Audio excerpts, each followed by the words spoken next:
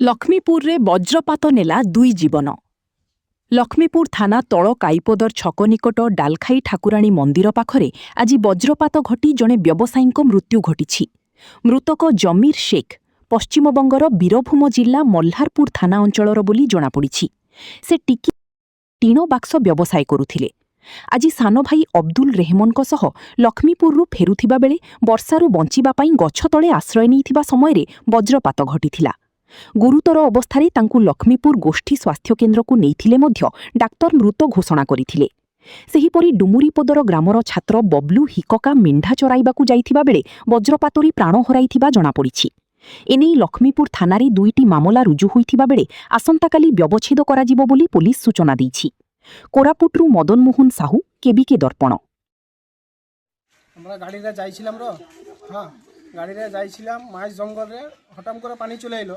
হ্যাঁ পানি চলে এসে দিকে গোটে পেড় ছিল পেড়ের গোটে দাঁড়িয়েছিলাম। হ্যাঁ দাঁড়িয়ে আইছিলাম সেপটে তখন গোটে বিজলি মারিল ঝটকিন দুজনকে আমার ফেলে দিল।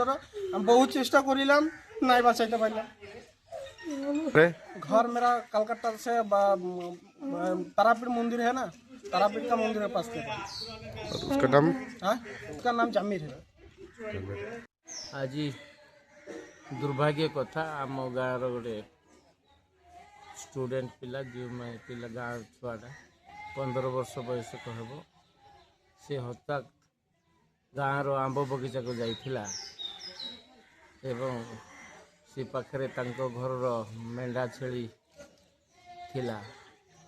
हठात बिजुली पड़ी से मृत्युवरण करछे। तेणु यह एक दुर्भाग्य जनित तांको परिवार पे तांको दुख परिताप्त परिवार को मु समवेदन जनाउछि।